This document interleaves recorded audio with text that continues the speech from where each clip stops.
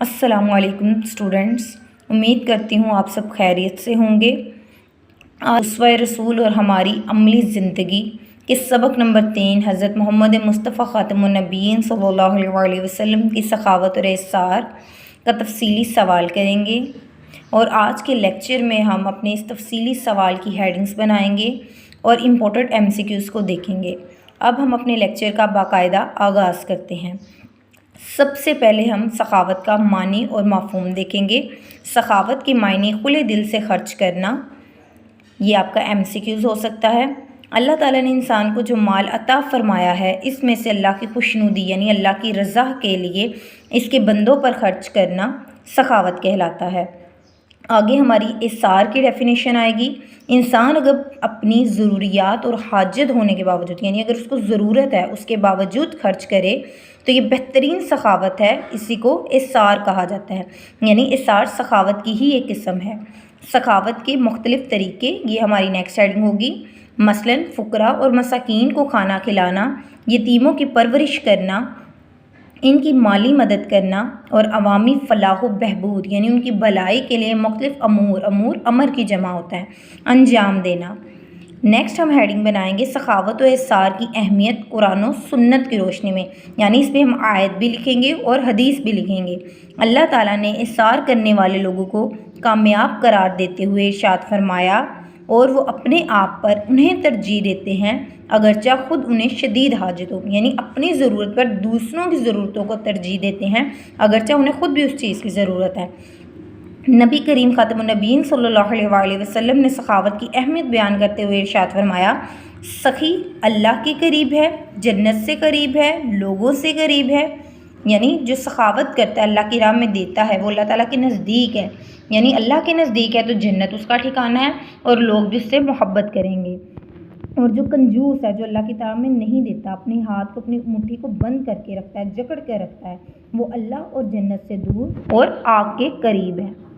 Next हमारी heading है इल्म, वक्त और सेहत में सखावत, यानी ये सखावत की मुख्तलिफ़ किस्में हैं। सखावत को अगर वसी मफ़हूम में देखा जाए तो मालो दौलत के साथ साथ इल्म, वक्त और सेहत में भी इंसान सखावत कर सकता है। इल्म की बात उस शख्स को बताना जो वाकिफ़ नहीं, यानी जो नहीं जानता उसे इल्म की कोई बात बता दी जाए, ये भी सखावत है। और अगर बीमार और परेशान हाल शख्स को वक्त दे दिया जाए तो इससे इंसान का दिल बहल जाता है, यानी किसी की तिमाददारी कर देना अगर कोई बीमार है, ये भी सखावत है। और सेहतमंद आदमी का किसी बूढ़े, बीमार और कमज़ोर शख्स के किसी मामले में मदद करना भी सखावत है। नेक्स्ट हमारी हेडिंग है उसवा रसूल ख़ातमुन नबीय्यीन सल्लल्लाहु अलैहि वसल्लम और सखावत और एहसार, यानी नबी सल्लल्लाहु अलैहि वसल्लम की ज़िंदगी से सखावत और एहसार की हमें क्या मिसालें मिलती हैं।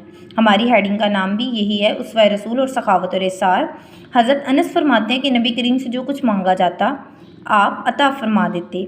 एक शख्स हाजिर हुआ, सवाल किया तो आपने इसे सदक़े के माल में से इतनी बकरियां देने का हुक्म फरमाया कि वो 2 पहाड़ों के दरमियान को भर देती। वो अपनी कौम की तरफ लौटा, कहने लगा कि ऐ मेरी कौम, इस्लाम ले आओ।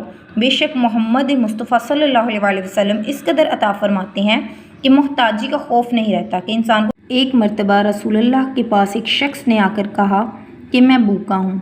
आपने अपनी किसी ज़ोजा के पास मेहमान के खाने का इंतज़ाम का पैगाम भिजवाया। उन्होंने कहा, उस ज़ात की कसम जिसने आपको हक़ देकर भेजा है, मेरे पास पानी के सिवा कुछ नहीं। फिर आपने दूसरी ज़ोजा मुतहरा के पास पैगाम भेजा। उन्होंने भी उसी तरह कहा, हत्ता कि सब ने इसी तरह कहा। आपने सहाबा कराम से फरमाया, आज रात को उस शख्स को मेहमान कौन बनाएगा?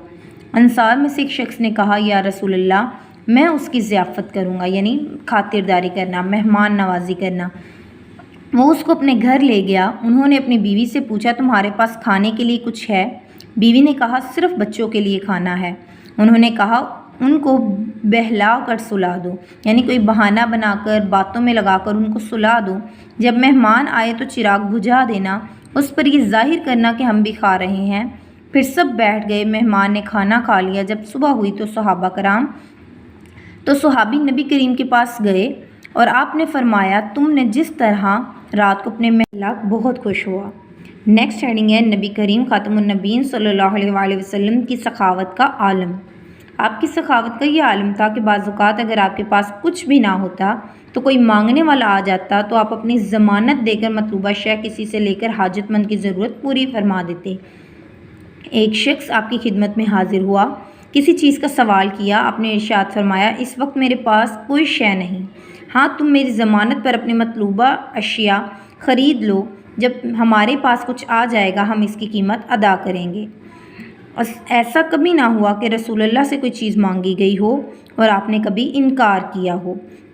صحابہ کرام رضی اللہ تعالیٰ عنہ کی سخاوت و ایثار، نبی کریم صلی اللہ علیہ وآلہ وسلم اپنے قول و عمل میں نہ صرف سخاوت کا خود ایک نمونہ تھے بلکہ آپ اہل بیت یعنی اپنے گھر والوں اور صحابہ کرام کو سخاوت و ایثار کی ترغیب اور تلقین بھی فرماتے تھے، یعنی انہیں بھی نصیحت کرتے تھے۔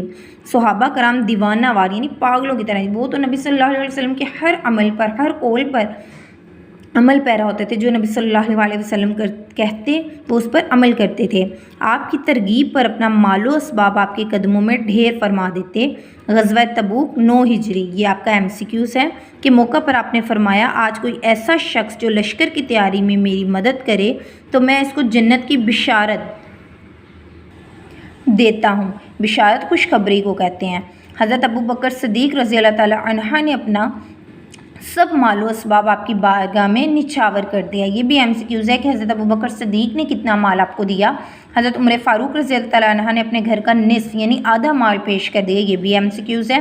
اور حضرت عثمان غنی نے سامان جہاد کے لدے سینکڑوں اونٹ اشرفیہ بارگاہ رسالت میں پیش کر دیں، یہ بھی آپ کا MCQs ہے۔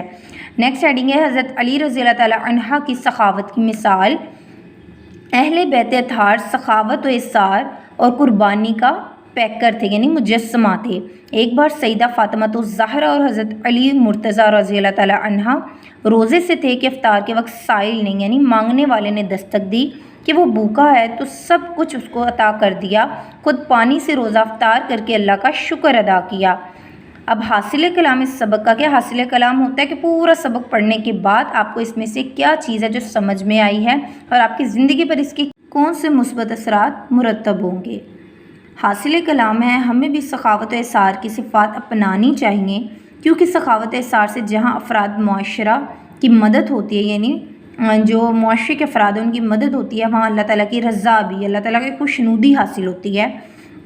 سخاوت انسانی دل سے مال و دولت کی لامحدود محبت اور لالچ کو ختم کر دیتی ہے، کیونکہ ہمیں پتہ ہوتا ہے کہ اللہ تعالیٰ کی رضا کے لیے اللہ کی راہ میں دینے سے اللہ تعالیٰ خوش ہوتے ہیں، جس کے بعد انسان کو اطمینان قلب یعنی دلی طور پر اطمینان حاصل ہوتا ہے۔ جیسی نعمت نصیب ہوتی ہے سخاوت سے بلائیں ٹل جاتی ہیں اور ایمان کامل نصیب ہوتا ہے یعنی آپ کا ایمان مکمل ہو جاتا ہے۔ ایک دفعہ ریوائز کرتے ہیں کہ آج ہم نے اس چیپٹر میں کیا پڑھا۔ آج ہم نے سخاوت و ایثار کا معنی اور مفہوم پڑھا، سخاوت کے مختلف طریقے پڑھے، سخاوت و ایثار کی اہمیت قرآن و سنت کی روشنی میں پڑھی یعنی احادیث اور آیات کے حوالے سے ان کو جانا۔ ہم نے علم، وقت اور صحت میں سخاوت کی مختلف صورتیں پڑھی، اسوہ رسول سے سخاوت و ایثار کی مختلف مثالوں کو دیکھا، نبی کریم صلی اللہ علیہ وسلم کس قدر سخاوت فرماتے تھے اس کے عالم کو جانا، صحابہ کرام کی سخاوت اور ایثار کی مثالوں کو جانا، اور غزوہ تبوک کے موقع پر تمام صحابہ کرام نے کتنا مال نبی کریم کی خدمت اقدس میں پیش کیا اس کو پڑھا، حضرت علی رضی اللہ تعالیٰ عنہ کی سخاوت کی مثال کو دیکھا، اور ساتھ ہی ساتھ اس پورے چیپٹر سے ہمیں کیا حاصل ہوتا ہے اس حاصل کلام کو پڑھا۔ امید کرتی ہوں بیٹا آپ کو یہ چیپٹر اچھے سے سمجھ میں آ گیا ہوگا۔ اللہ حافظ، خیال رکھیں اپنا۔